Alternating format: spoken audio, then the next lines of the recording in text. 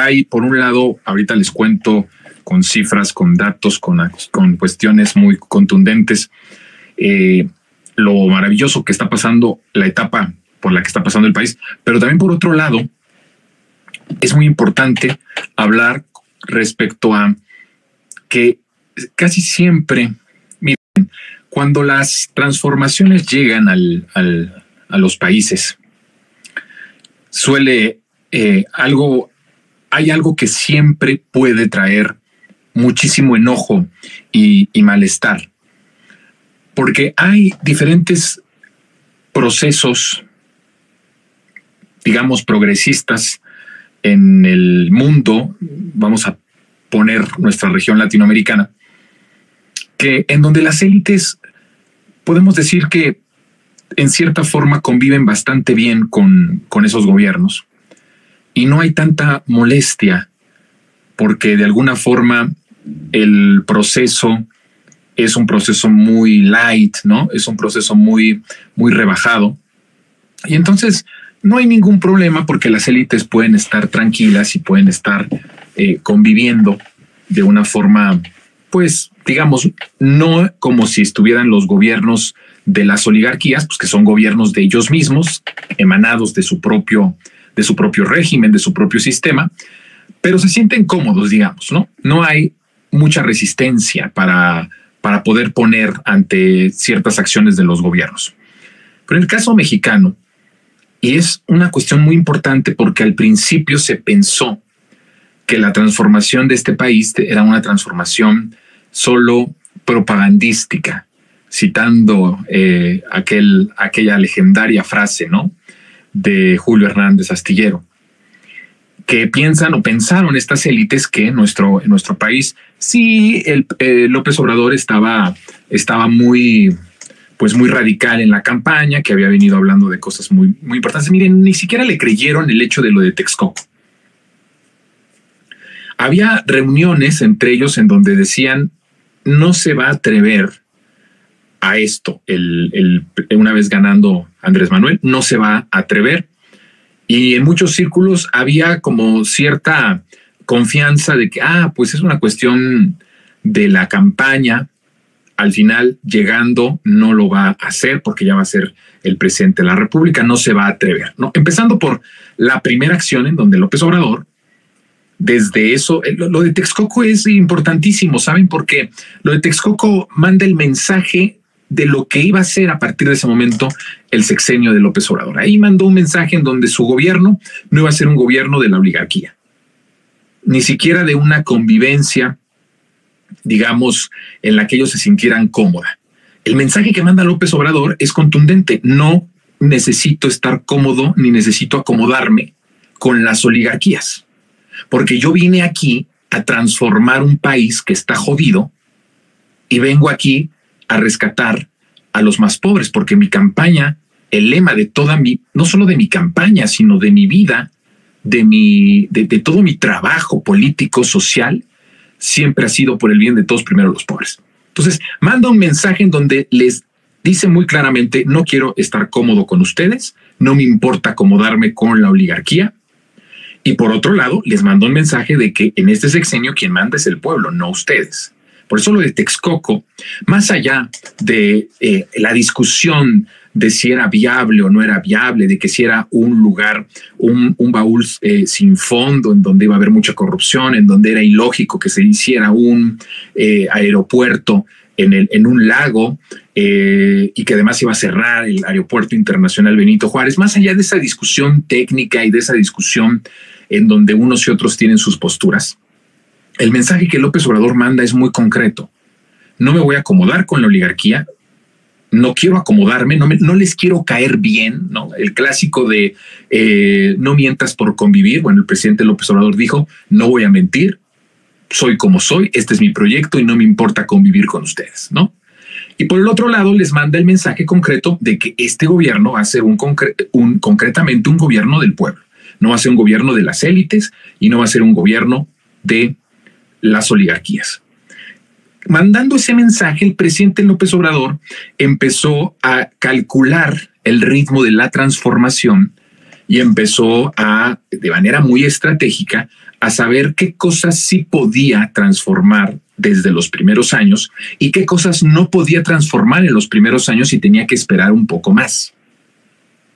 El presidente sabía muy bien que las cartas, lo vuelvo a repetir, incluso ya estando él en el Poder Ejecutivo, teniendo la titularidad del Ejecutivo y teniendo a su propio gabinete en las diferentes instancias, en las diferentes secretarías, incluso ya teniendo eso, el presidente sabía que las cartas estaban marcadas. O sea, era como se lo querían chamaquear, pero el presidente ya sabía que iba a ser muy complicado con las instituciones, aunque la titularidad ya fuera de las personas de su gabinete. Y sabía muy bien que muchas de esas, por cierto, de esas titularidades, de esos secretarios o secretarias, iban a traicionar el proyecto de transformación, como al final sucedió con bastantes de los que formaron parte del gobierno o les agradaba el proyecto de transformación, ¿no? En un principio. Entonces, el presidente siempre cuando actúa, manda el mensaje radical de cómo va a ser su gobierno. Por supuesto, previo a esto, los potentados, la oligarquía, pensó que no se iba a atrever a llevar la transformación de una forma tan radical, ignorando el poderío estructural, económico que todavía tiene y todavía tenían en ese momento. Ahora les explico cómo ha bajado ese poder, pero en ese momento, como todavía tenía gran poder, pues todo su sistema y todo ese régimen. Entonces dijeron, no se va a atrever. Y eso fue lo que pensaron. Muchos otros desde el inicio decían, lo va a hacer. Un poquito más, no sé si inteligentes, un poquito más brillantes. Desde la oligarquía decía el presidente López Obrador, llegando va a hacer eso y más. Y se cumplió. Porque el gobierno de López Obrador es un gobierno del pueblo y para el pueblo, ¿no? Ahora, ¿por qué saco esto? ¿Por qué les comento esto? Porque sucede muy a menudo en diferentes países lo que he dicho, que se acomodan con las élites, que conviven de una forma casi como hasta de cuates. Se invitan a las cenas, están conviviendo, ¿no? Hay muchísimas acciones del gobierno que hacen pensar que hay tratos incluso con las oligarquías. Y en ese sentido, pues la oligarquía se va calmando, van ellos tranquilizándose un poco. En el caso de López Obrador no ha sido de esa forma.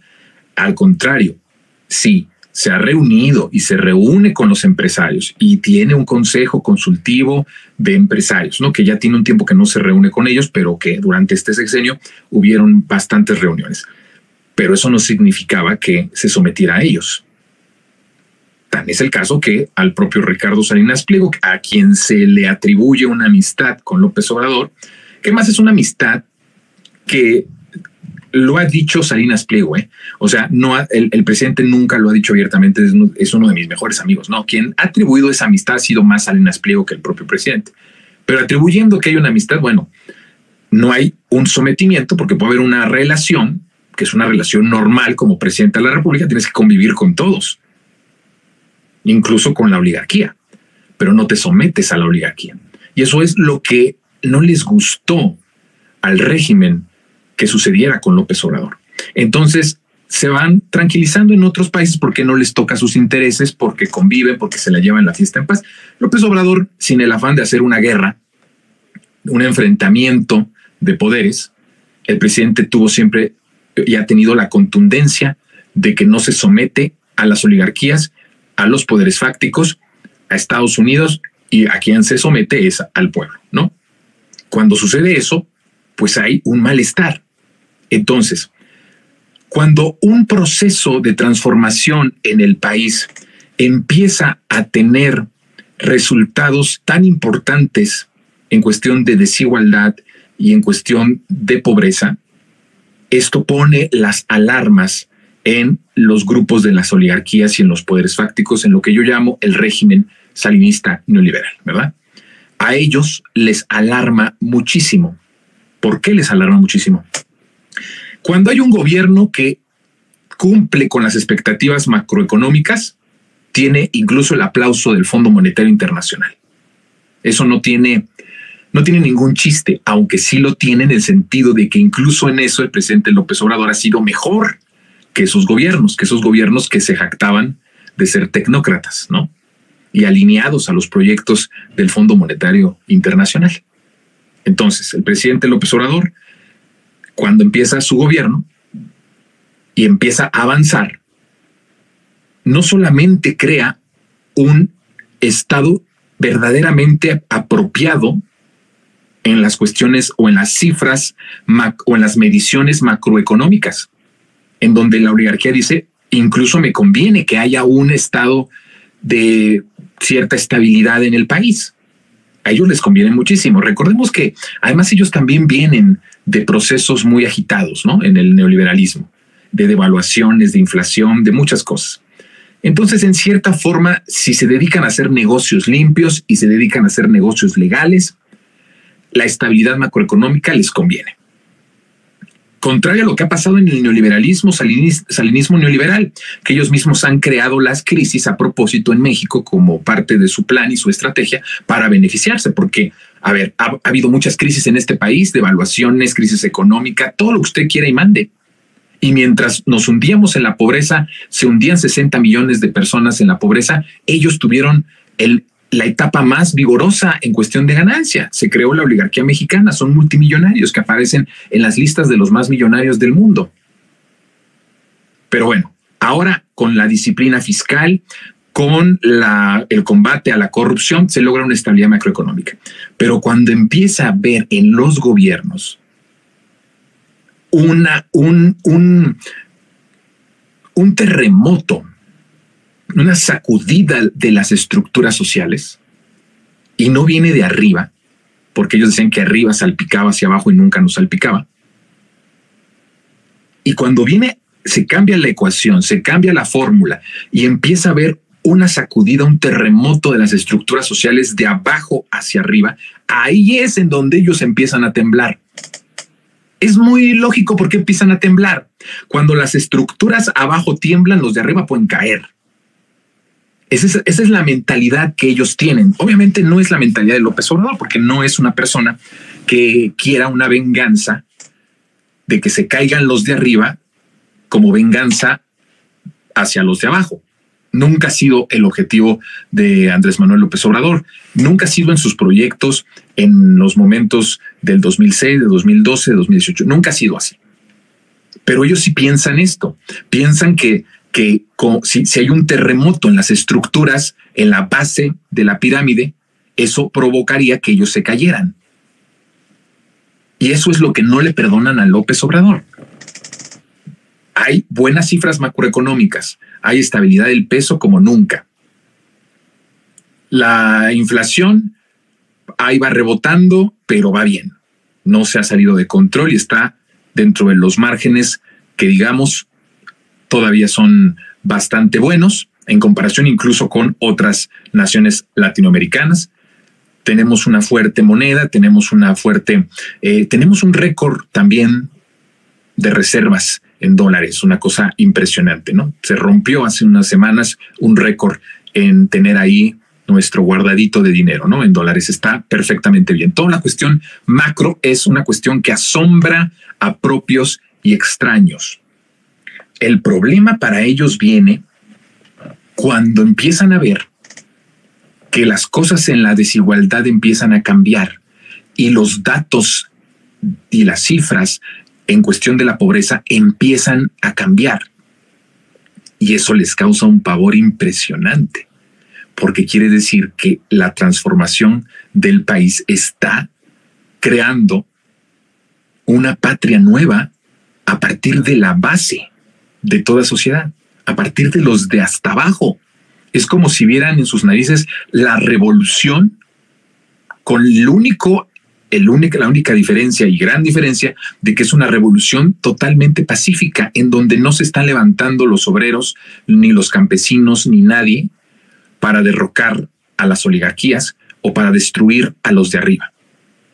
Pero eso incluso les causa un poco más de pavor, porque a lo mejor teniendo una reacción revolucionaria armada desde abajo, tiene la posibilidad de ir reprimiendo y de ir apagando esas explosiones revolucionarias, pero en el caso de algo como lo que está pasando en México, que no tiene un paradigma, que no tiene un símil en otros países del mundo, no saben cómo tienen que actuar ante esto. Pero lo que están viendo es, le tienen tanto pavor como si se estuviese levantando los de abajo en armas. Ese es el mismo pavor.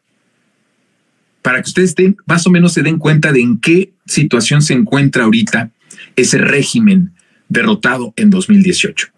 Empiezan a ver que se está fundando una patria nueva. Porque no es lo mismo, y lo he dicho en muchos monólogos, hacer un buen gobierno, y puede haber muchos buenos gobiernos, pero no es lo mismo a un gobierno que transforma desde las bases y empieza a fundar desde abajo una patria nueva. ¿Por qué le tienen tanto pavor? Porque todos los cambios positivos o medianamente buenos que ha habido en el país a lo largo de su historia, que han sido pocos, pero todos han sido cosméticos. Nunca se ha alterado las cifras de que ellos son muy, muy ricos y que muchos son muy, muy, muy jodidos, la mayoría. Nunca había habido ni siquiera de manera pálida y tibia una posibilidad de que se invirtiera esa balanza. Y ahora sí lo están viendo. Ahora están viendo que se está fundando una patria desde abajo, y el gran problema de ellos es que al fundarse una patria desde abajo con los pobres, con los más necesitados, en algún momento todas las estructuras de poder político, económico, mediático se van a tener que revolucionar y van a tener que cambiar de alguna manera, quieran o no quieran. Ese es el gran problema para ellos de lo que está pasando en el país, y lo empiezan a detectar cuando se dan cuenta de lo rápido que empiezan a ver indicadores, sus propios indicadores neoliberales, que hay que formar otros. Hay que calcular de una forma distinta el Producto Interno Bruto. Hay que cambiar esa forma incluso de medición de estabilidad, de riqueza, de prosperidad, de crecimiento económico. Pero dentro de sus propias reglas, con sus propios indicadores, empieza a ver aceleradamente un terremoto de estructuras y de indicadores que empiezan a detectar que si esto sigue avanzando, como se está fundando una patria nueva, no solamente se está transformando, sino se está fundando una patria totalmente distinta, pero ahora no de arriba hacia abajo, sino de abajo hacia arriba. Entonces, los que van a poner las condiciones son los de abajo, porque son los que están fundando y los que están construyendo hacia arriba. En algún momento les va a tocar irremediablemente. Si el proceso de transformación, queridas resentidas y resentidos, continúa como está llevándose a cabo, en algún momento todo lo que ellos piensan y todo lo que ellos han saboreado durante tanto tiempo, que ya ha sido ahora cambiado, zarandeado, va a tener que cambiar estructuralmente, quieran o no quieran. Y ese es el pavor más grande que pueden tener. Incluso no es lo mismo decir se está transformando algo a decir se está fundando una patria completamente nueva desde abajo. ¿Cuánto tiempo va a llevar? No lo sé. Lo que les puedo decir es que en 5 años poner las bases para la fundación de una patria nueva, híjole, eso es inédito y es histórico. Tendríamos que tener varios Andrés Manuel en los siguientes sexenios con la misma contundencia, con la misma radicalización, con la misma profundidad de transformación, con la misma vocación de servicio, con el mismo amor al pueblo, para empezar a cambiar las estructuras de manera rápida y empezar a fundar. Una cosa es que saques la porquería, el cascajo y la porquería de lo que es las ruinas del régimen antiguo que siguen estando ahí. Una cosa es quitarlas y otra cosa es quitarlas y fundar nuevas bases, edificar nuevas bases que te permitan fundar una patria nueva. La verdad es que el plan